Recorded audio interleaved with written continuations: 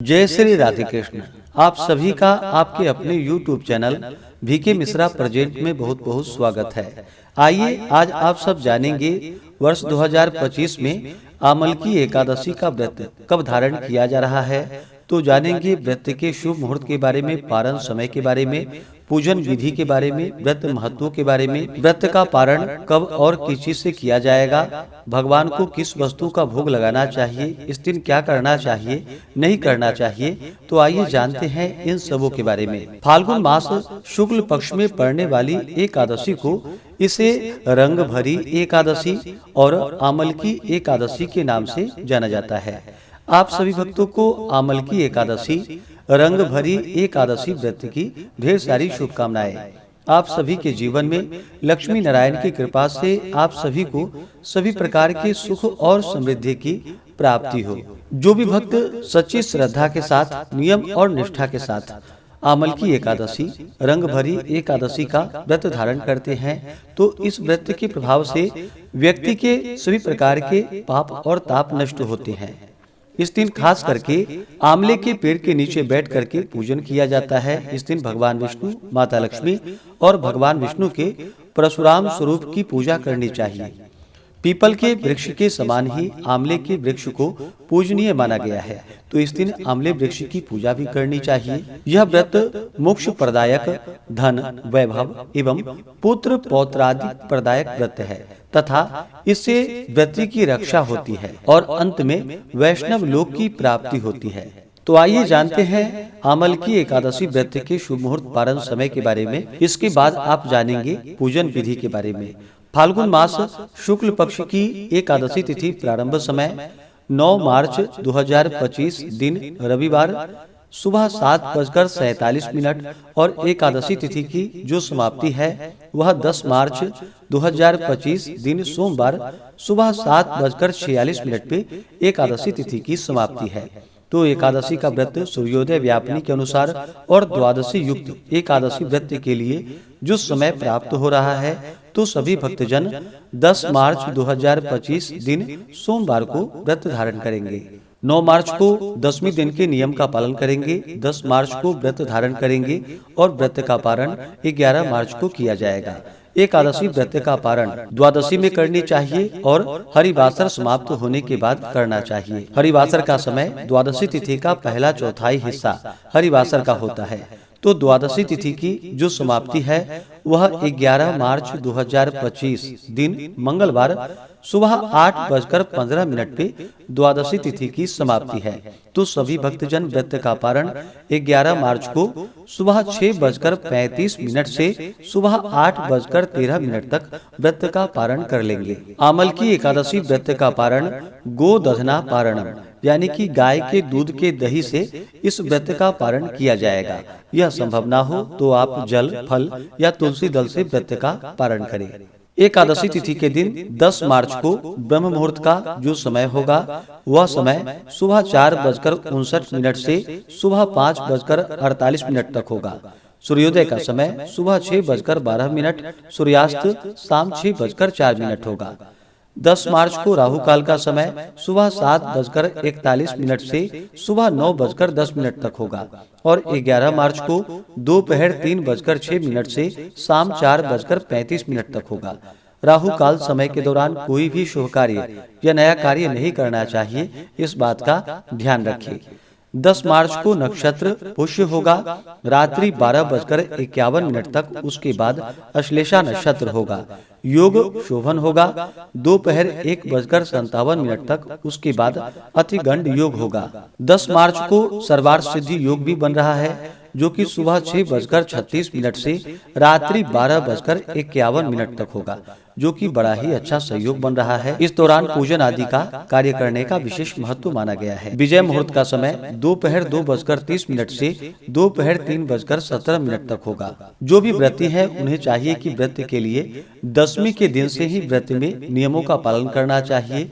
10वीं तिथि के दिन जो कि सुबह उठ करके स्नान आदि का कार्य करके शुद्ध वस्त्र धारण करके भगवान सूर्य नारायण को अर्घ्य प्रदान करनी चाहिए और 10वीं के दिन जो कि सूर्यास्त होने से पहले ही सात्विक आहार भोजन ग्रहण कर लेनी चाहिए और दशमी की रात्रि ब्रह्मचर्य का पालन करते हुए भगवान नाम का स्मरण करते हुए सोना चाहिए। एकादशी की सुबह ब्रह्म मुहूर्त में उठ करके नित्य क्रियाओं से निवृत्त होकर के स्नान आदि करके शुद्ध वस्त्र धारण करे और फिर भगवान सूर्य देव को अर्घ्य प्रदान करे। भगवान सूर्य देव प्रत्यक्ष देवता माने जाते हैं। उन्हें अर्घ्य प्रदान करने से रोगों से मुक्ति और स्वास्थ्य लाभ की प्राप्ति होती है। तो भगवान सूर्य देव को अर्घ्य प्रदान करे और फिर व्रती को व्रत का संकल्प लेना चाहिए। भगवान से प्रार्थना करनी चाहिए कि हे भगवान विष्णु, हे माता लक्ष्मी, हे भगवान परशुराम, आज मैं आमल की एकादशी रंग भरी एकादशी का व्रत धारण करने जा रहा हूँ या करने जा रही हूँ।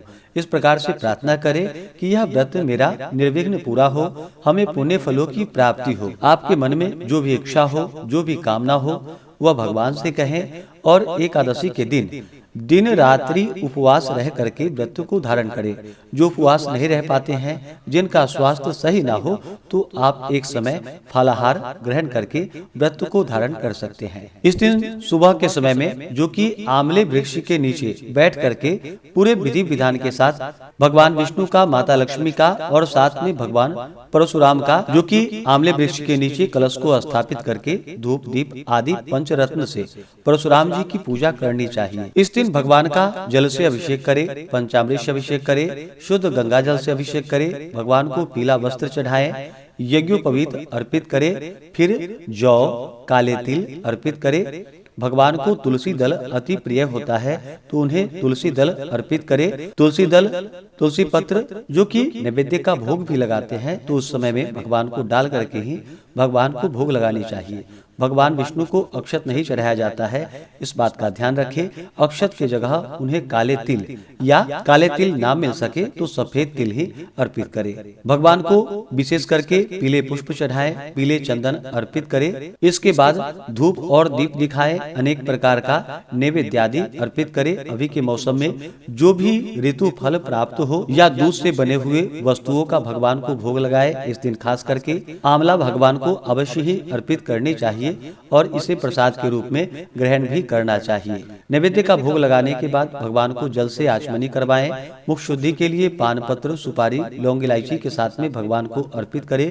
द्रव्य दक्षिणा चढ़ाएं। इसके बाद फिर कथा श्रवण करें, चालीसा, स्तोत्र आदि का पाठ या श्रवण करे और अंत में धात्री वृक्ष में जो कि आंवले के पेड़ में कच्चे दूध या जल का अर्घ्य प्रदान करे। आंवले वृक्ष को जो कि धूप और दीप दिखा करके नैवेद्य आदि का भोग लगाए। आंवले वृक्ष की परिक्रमा करे। इसके बाद कथा श्रवण करनी चाहिए। विष्णु चालीसा, विष्णु सहस्त्र नाम, पूर्व सूक्त आदि का पाठ या श्रवण करना चाहिए। इस प्रकार से भगवान का सुबह के समय में और फिर शाम के समय में पूजन आरती आदि करनी चाहिए। एकादशी की रात्रि जागरण करते हुए समय को व्यतीत करनी चाहिए और द्वादशी की सुबह उठ करके स्नान करके शुद्ध वस्त्र धारण करके भगवान का पूजन आरती कर ले। इसके बाद ब्राह्मणों को भोजन करवाए, ब्राह्मणों को दान और दक्षिणा दे और समय के अनुसार व्रत का पारण करना चाहिए। व्रती को व्रत के दौरान किसी के ऊपर क्रोध नहीं करनी चाहिए। अपने मन में किसी के प्रति ईर्ष्या या द्वेष का भाव नहीं लाना चाहिए।